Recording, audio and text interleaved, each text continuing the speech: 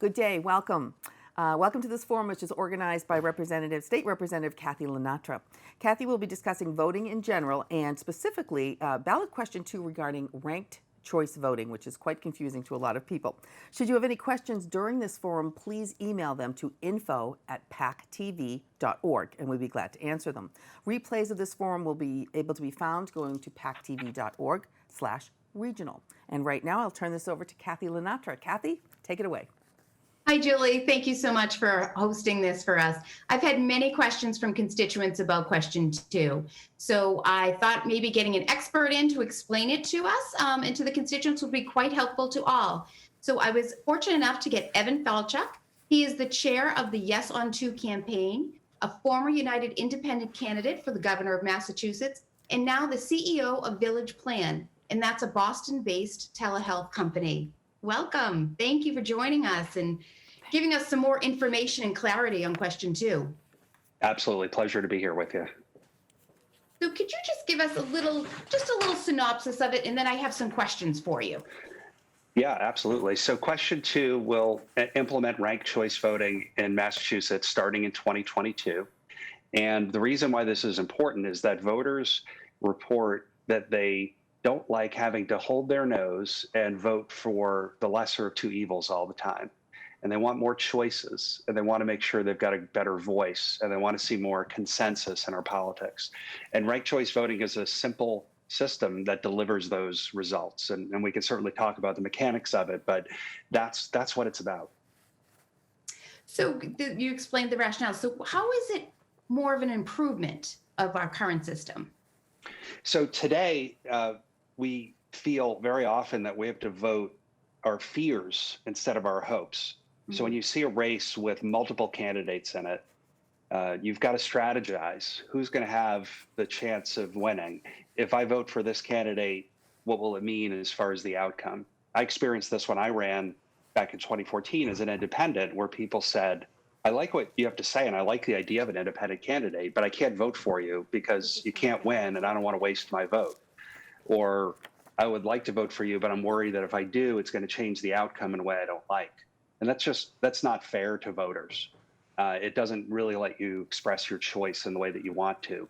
So with ranked choice voting, you can always vote for the person that you like without worrying about what it's going to mean for people that you don't like. Excellent. Can you give an example of how a multi-person primary contest can end with a winner with a minority of support? Yeah, we don't have to look real far. In the 4th Congressional District, where I live, we just had a Democratic primary for Congress in which there were 9 really good candidates. And it was a hard-fought primary, and the winner ended up with 22% of the vote, which means that 78% of people voted for somebody else. It also meant that a lot of voters had to strategize around, well, I really like this candidate, but if I vote for them, I don't know if they have a chance to win. And so it might change the outcome. So I'm going to pick another candidate. Or even worse, there were 2 candidates who actually dropped out before Election Day because they were feeling a lot of pressure that they were splitting the vote among other similarly ideological candidates. So it's really unfair.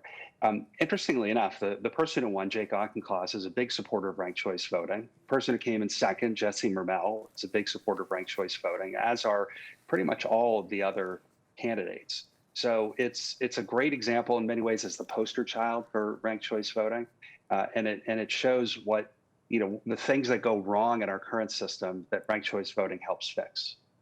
Excellent. Do you mind explaining the technical process? How are votes in the last place candidates reassigned? So it's quite simple. So imagine a race where there were 3 people. And the first place candidate got 40% of the vote, and the second place candidate got 35% of the vote, and the third place candidate got 25% of the vote. Well, in that situation, what happens is that the third place candidate is eliminated. And then on those ballots, all the second choice of the last place candidate now get reallocated until there's someone with 50% of the vote, which would obviously happen right away in that case. But ranked choice voting would not apply where there were only 2 candidates. And it wouldn't come into play where in the first counting, someone had more than 50% of the vote, even if you had 10 candidates. So where it matters is when we have a first count where someone has less than 50%, and then the third place first choices get replaced by their second choices. Will this cause a delay in knowing the results? It shouldn't be much different than what we experience today, but our voting machines, and by the way, Secretary Galvin is among our endorsers of ranked choice voting. And we've spent a lot of time over the last couple of years talking both to his office and with clerks all across the Commonwealth. And this is a very professional organization that certainly deserves a lot of credit for running the primaries during the midst of this pandemic. So the technology that they have is largely capable of handling a ranked choice election today. There might be some upgrades needed, but we've got 2 years in which to make those things happen. But the actual act of counting is about 30 seconds in a computer program. And so it really shouldn't be a major difference. Excellent. That was my next question. If this was to pass, question 2 was to pass, when would it be in effect? So 2022. So interestingly enough, in that 4th congressional district, that may be one of the first ranked choice elections. 3rd congressional district a few years ago had a race where the winner got 27% of the vote. And so again, those will be, those races, 2022, will be among the first ranked choice elections in Massachusetts should this pass. Excellent. You touched on there may have to be some changes in our election software. Do you know what those changes would be? Yeah, there's the machines that we use in most of the cities and towns in the Commonwealth are able to handle ranked choice ballots because the difference is just you'd have another set of columns with bubbles to fill in. So there's some software upgrades. The experience we can look to is what happened in Maine. Maine passed ranked choice voting in 2016. They ran a congressional race in 2018 with ranked choice that went very, very well. People really liked it, and it was simple. And they spent $23,000 on software upgrades. And then there was a new net expenditure of about $100,000 to run the election itself. So, we don't know the actual figure of what it will cost in Massachusetts, but I would guess it's something close to that. There's about $40 million in federal funds available for Massachusetts for election modernization. So I'm confident that Secretary Galvin and the clerks will be able to tap into those funds to support these upgrades. Excellent. That's a lot of information here in a very short time. Julie, did you have any more questions? I do have a couple of questions that have come in, and just listening to you. Now, you're obviously a proponent of this, which is you're taking the position that you think this is a good thing to have happen. So let's say you have a race that has 3 candidates in it. And the first place person comes in with 48% of the vote, so they didn't quite hit 50. The second place has 32% of the vote, and the third place has 20% of the vote. That totals to 100. In the system we're in now, the person that got that 48% of the votes clearly would be declared the winner, correct? Yes. Okay. And in this new ranked choice voting situation, they would not be the winner because they did not get 50%. Is that correct? That is correct. Okay. Now, would the person that only got 20% on that be wiped out? And they would be eliminated. So the 20% of vote, does that get allocated to the person that had the 48% and the person that had the 32%? Or so you look at the ballots of the people who voted for that last place finisher, Yep. and whoever they put down as their second choice would now count. So it would be reallocated between those 2 candidates to see who the winner was. So this is assuming that everyone will actually follow these rules and put a first, second, and third, or even fourth place if there's 4 candidates in, correct? Well, no one has to. I mean, everybody could just vote for 1 if they wanted to. You could vote for 2 if you wanted to. So none of that changes. I mean, it's called choice because you've got the choice if you want to do it or not. Okay. So in the case that I brought out to you, just to clarify, 3 candidates, one gets 48%, one gets 32%, one gets 20%. The 20% is now out. So if you take those people that voted, those 20%, whatever their second choice was, automatically gets either to the person that had 48 or the person that had 32. So technically, if all those people that had the 20% of the vote decided to then, their second place was the second place person that came in, the person who actually had the most votes the first time around technically could not win, because they would all go to the second place person who had 32%, and now if they have the other 20, they'd have 52%. That's correct. Okay. And this is the point of ranked choice voting. What we're trying to figure out is what did the majority of voters want? Exactly. What do the majority want? And so one of the challenges we have is that if the winner has less than a majority, it doesn't really sound like democracy. So what we need to do is build greater consensus by making sure that winners appeal to the majority of voters. Okay. Have you done Yep. any research on whether or not you think this will make more people want to run or less people want to run for an office? Yeah, there have been a lot of studies on ranked choice voting because it's been used in different parts of the world for more than 100 years. But right here in the United States, in so many places, we see more candidates running. We see more voters participating. We see people that are not tied to the traditional two-party system having more access to the voters, because now they've got a chance. They're no longer going to be called spoilers or people that are wasting votes. And here's the other thing that's interesting is that candidates run their races very, very differently. We see much more positive campaigning. Like as a candidate, when I ran, if I was knocking on doors and there was a sign outside for some other candidate, I wouldn't go knock on that door.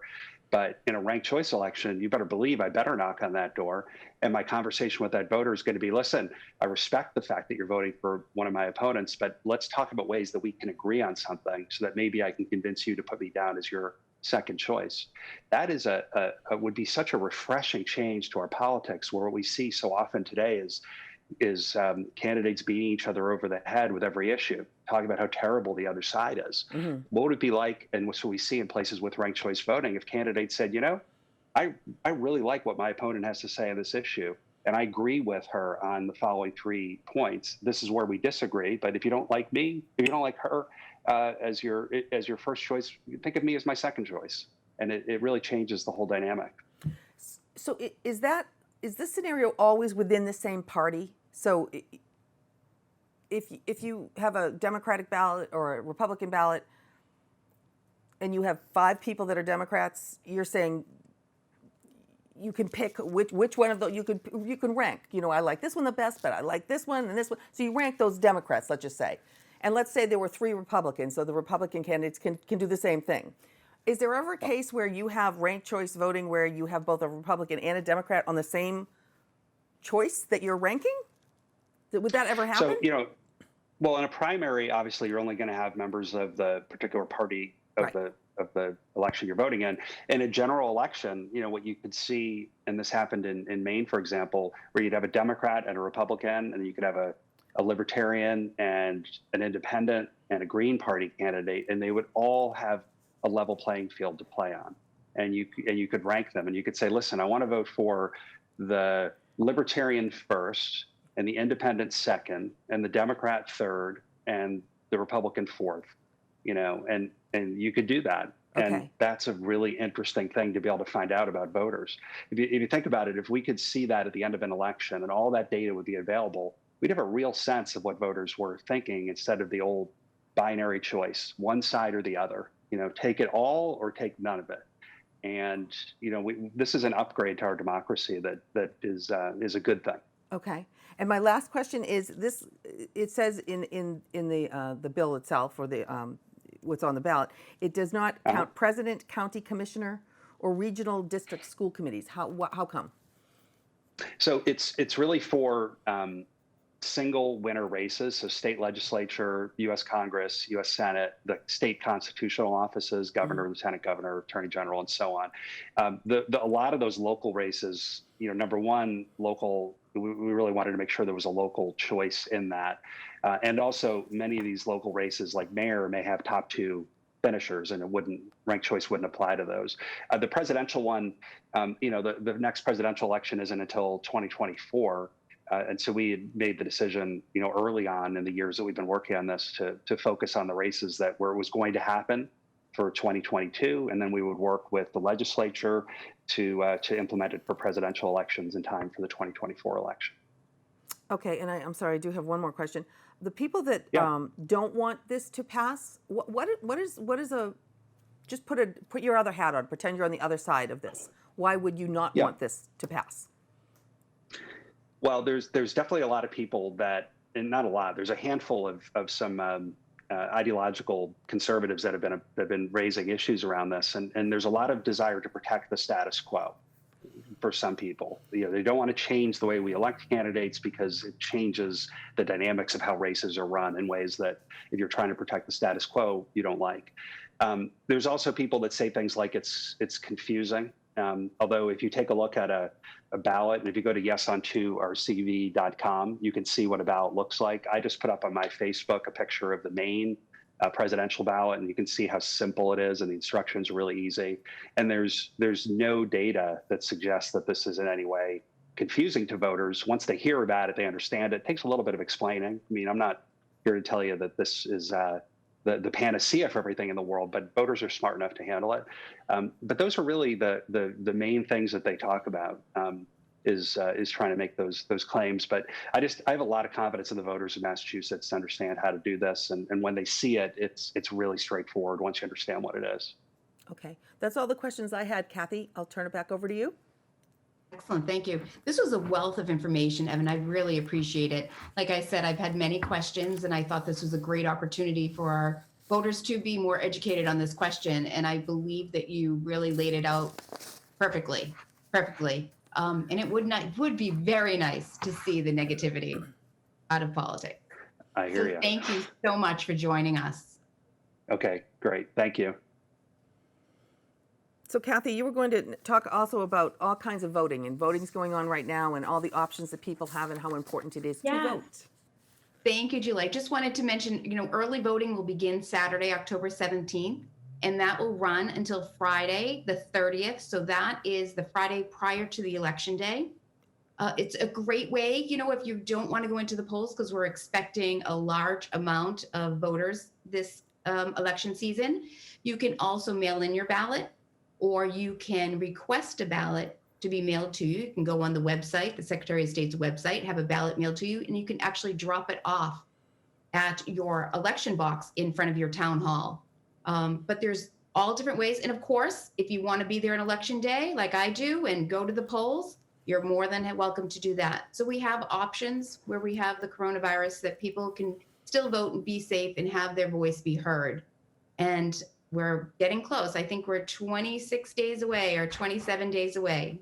And so Julie, I really appreciate you letting me host this today to educate some of the voters here in the Commonwealth and hopefully explain what question 2 is. Yeah, and it's if you print it out and read it, you kind of read it a couple times and kind of go through scenarios in your own head, even put them out on paper, and then it does make sense. It clearly is something that is understandable once you just take a couple minutes to think about it. Just on polling though, there's been a lot of talk about having young people come to be involved as being poll workers. Do you have any indication of how successful that has been? They're recruiting. So if you do know a younger person, you can call your town clerks. They're taking applications and they're hiring. And I believe you could still go on the Secretary of State's website as well for positions in that. I think it's great. But just to go back to ranked choice voting, which I got from that, it is a choice. If you just want to choose one, you can choose one. Okay, yeah. And I think that is probably one of the biggest question marks is, do I have to rank all 5 of them? I don't know anything about 3 and 4. I only want to speak to 1 or 2. So yeah, that's but like you said, you can do it or you don't have to do it. So it's an option that is usable if you want it to be. Okay, Kathy, we will have this replayed again, and if anyone does have any questions about this after this is over, please do still send them in to info@pactv.org, and we will send them along to Kathleen and have her get answers, and you can post them. And where can people find out this information, Kathy? So voteyesonto.org, I believe. We can find it out there. You can go onto my website, KathyLaNatra.com, and I will have a definition of it there as well. And you can also email me if you have questions. If you don't want to email PACTV directly, you can email me at kathleen.lanatra@mahouse.gov, and I'd be happy to answer your questions. Wonderful. Thank you so much, and thank you for joining us. This has been Julie Thompson for PACTV. Have a good day, and don't forget to vote.